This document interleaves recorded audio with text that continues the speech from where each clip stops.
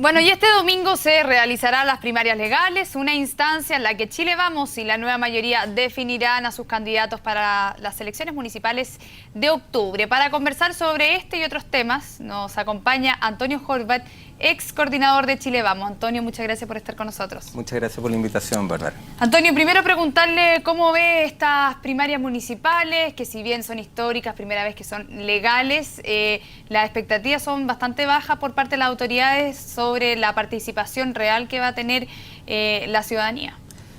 Yo creo que es un ejercicio nuevo. Primero, obviamente, al ser nuevo, yo creo que las expectativas son bien inciertas. Yo he escuchado ahí gente que dice tope 10% de participación de los que están habilitados. No nos olvidemos que no están todos habilitados para votar. Ese es un tema que también hay que tener en consideración. Mi percepción es que yo he visto en algunas comunas que hay un nivel de participación e involucramiento más grande. Aún así, no todo el mundo está informado en esas propias comunas que existe el ejercicio de primaria.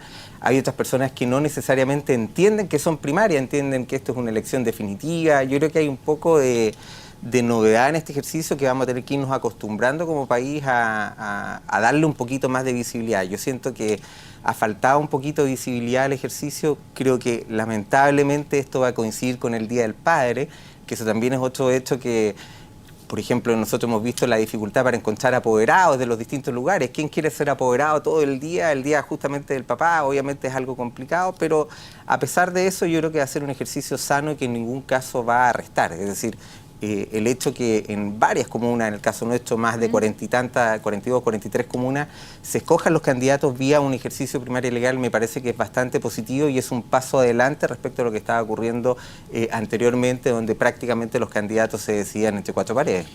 Y respecto a Chile Vamos, ¿cómo ven o es también una apuesta de cómo va a ser quizá el patrón de la votación y de los adherentes a Chile Vamos, en el sentido de que, por ejemplo, ya vemos las encuestas que si bien el gobierno, la nueva mayoría baja, la oposición no ha logrado capitalizar todos esos votantes que ya no estarían con la nueva mayoría? Lo digo también porque todos dicen que esta va a ser las primeras apuestas, las elecciones municipales, donde se va a ver cuán dañado está Chile Vamos, por ejemplo.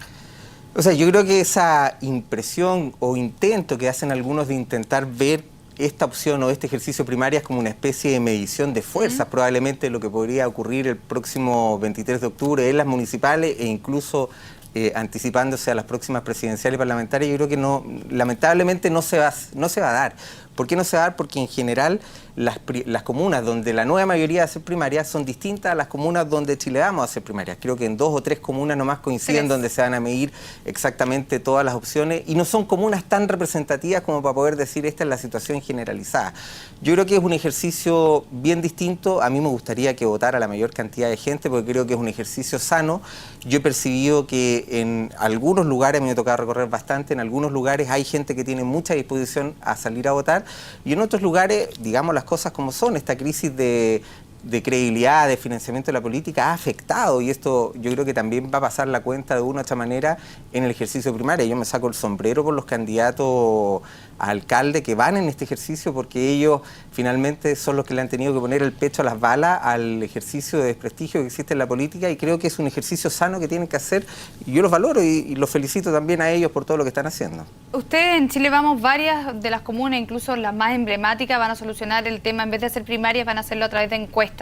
Hoy día la nueva mayoría está en disputa con el CERVEL porque ellos insisten que quiere hacer primarias convencionales, algo que ya el CERVEL les ha cerrado la puerta. ¿Cómo ven también esa polémica que ha surgido en la nueva mayoría, considerando también los antecedentes de la hora de presentar sus candidatos para estas elecciones primarias?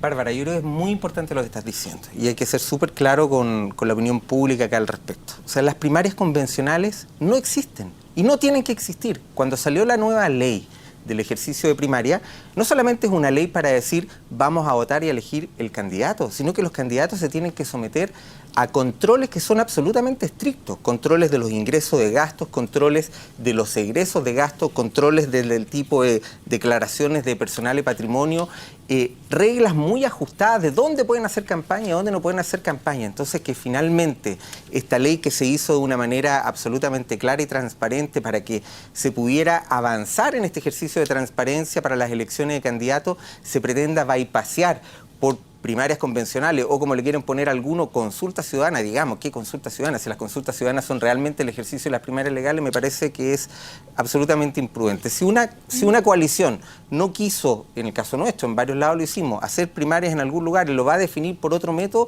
ese otro método va a ser encuesta u otro mecanismo. Pero ese otro método, muchos critican que no es lo más democrático que se puede dar. Es que si alguien quería un método más democrático es primaria. Y si uno no quiere las primarias, tiene que buscar otro método adicional. Pero ¿por qué vamos a hacer una consulta ciudadana que en los hechos es una elección que no la regula nadie? Ese es el problema de fondo. Si tú quieres hacer una elección, llamémosle primaria convencional, que creo que está muy mal llamada, porque son primarias que finalmente las organizan personas que no tienen ningún grado de control. ¿Quién va a asegurar qué tipo de campañas se van a hacer? ¿Quién va a controlar los ingresos de las campañas? ¿Quién va a controlar los egresos de las campañas? Sin el CERVEL de por medio me parece que es absolutamente inapropiado. Antonio, ¿por qué dejó de ser el coordinador de las elecciones de Chile Vamos? O sea, el coordinador de Chile Vamos, digo. Sí, yo hace bastante tiempo le había comunicado, no a todo el comité directivo de Chile Vamos, a algunos en particular, a los más cercanos, de que yo estaba emprendiendo un desafío de las campañas parlamentarias. Y en la medida que me fui involucrando en el ejercicio de las primarias donde estaban los intereses que a mí me gustaría representar el día de mañana, me fui dando cuenta que esto es absolutamente incompatible con mantener una responsabilidad como la que uno quiere tener en Chile Vamos. Si uno quiere hacer las cosas bien, tiene que definirse. Y en este caso yo obviamente me quiero dedicar en cuerpo y alma al desafío que quiero asumir, el desafío electoral, y eso es absolutamente incompatible con mantener una responsabilidad tan importante como la coordinación del Consejo Político de Chile Vamos, que es una institución que se ha ido armando y se ha ido armando muy bien, creo yo, para poder no solamente llegar a ganar la próxima elección presidencial, sino que además proyectar este país por 20 años adicionales, que yo creo que es muy importante, dada la crisis que tiene el país hoy día. ¿Tu salida al Instituto de Libertad fue por lo mismo? No, mi salida del Instituto de Libertad se dio una crisis de financiamiento que fue absolutamente evidente, por todos conocida además. El Instituto de Libertad, cuando yo lo asumí, era un instituto que tenía ingresos de aproximadamente 360 millones anuales, con un esfuerzo bastante mancomunado. Perdón, en ese minuto además había un instituto que estaba bastante disminuido en términos de profesionales, cosa que era absolutamente lógica, no solamente el Instituto de Libertad, sino que de todos los institutos, porque veníamos saliendo de ser gobierno. Se hizo un esfuerzo realmente mancomunado por posicionar al instituto en la agenda pública. De hecho, nosotros estuvimos varias veces acá instalando temas, entre otros canales, entre otros medios, entre otros diarios.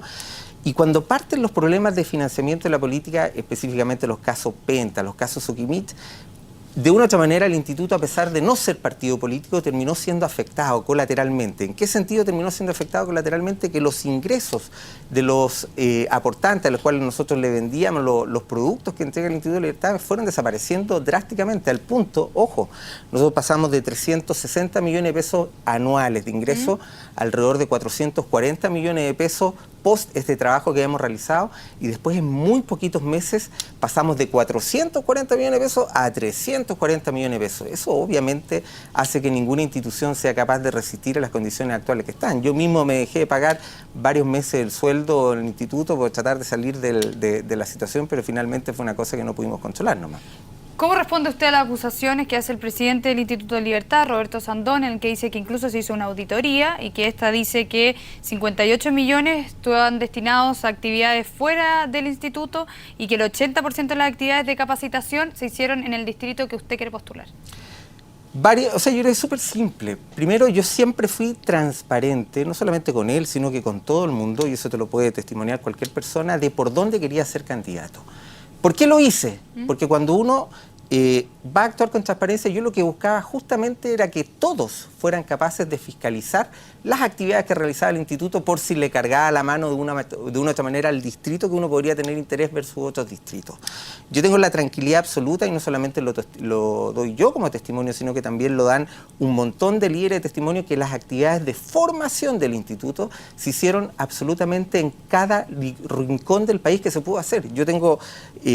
por ahora, por recordar algunas, estuve recorriendo Arica, Iquique, La Serena, estuvimos en más de una oportunidad, también estuvimos en Talca, también estuvimos en Coyhaique, dentro de las comunas de la región metropolitana estuvimos en Recoleta, en Independencia, estuvimos en La Reina, en Pedro Aguirre Cerda.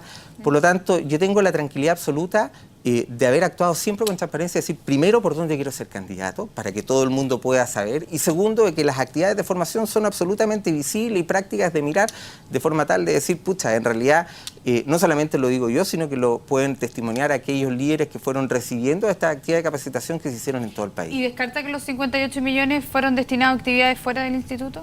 Es que me imagino que se están refiriendo a las actividades de formación. Las actividades de formación, obviamente el instituto antes que yo llegara tenía pocas actividades de formación, pero las actividades de formación que nosotros estábamos realizando eran absolutamente conocidas y directas, y por lo tanto me parece que es absolutamente poco procedente decir de que se favoreció un tipo de actividad para favorecer una campaña. Me parece que absolutamente no corresponde. ¿A qué le atribuye entonces las acusaciones a Roberto Zamora? Bueno, yo debo reconocer que cuando yo partí el instituto teníamos una relación bastante buena, bastante cordial, súper cercana, y lamentablemente después, producto de estos mismos hechos, de las crisis de financiamiento, las relaciones se fueron tensionando y después, pucha, lamentablemente las relaciones se quebraron, y eso, ¿para qué lo vamos a ocultar? Es absolutamente cierto, y además por varios conocidos. Pero más allá de eso, vuelvo a insistir, yo no creo que... ¿Pero está actuando de venganza? ¿Cuáles son sus argumentos de hacer yo creo que está equivocado. acusaciones? Yo creo que está equivocado.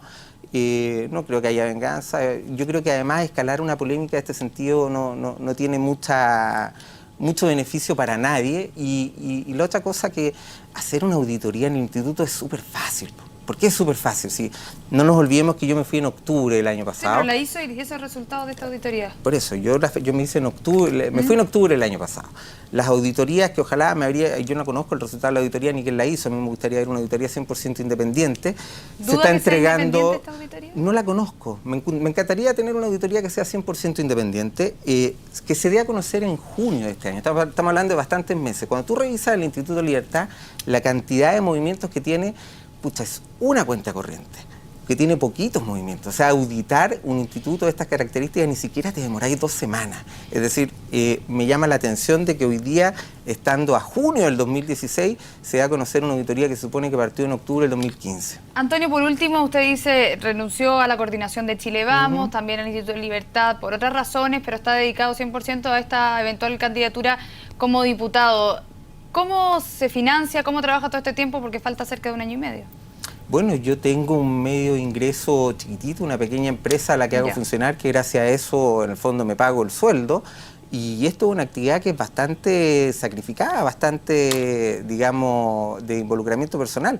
Yo lo digo, y esto es un poco un ojo también para colocar lo llamado a atención, porque obviamente muchas personas que tienen un trabajo, digamos, con un horario fijo, obviamente están en absolutamente desmejora respecto a alguien que no lo tiene. Yo tengo la suerte de tener una pequeña empresa que me permite de una u otra manera financiarme. No quiere decir que sea tan grande tampoco como para decir que tenga una tremenda cantidad de recursos, pero las actividades que nosotros estamos realizando son absolutamente sencillas, son actividades básicamente de trabajo de a pie, de conocer a la gente. No hay grandes recursos en lo que estoy haciendo en este minuto en la campaña, todo lo contrario, una campaña de conocer a las personas. ¿Ya cuenta con el apoyo de RN?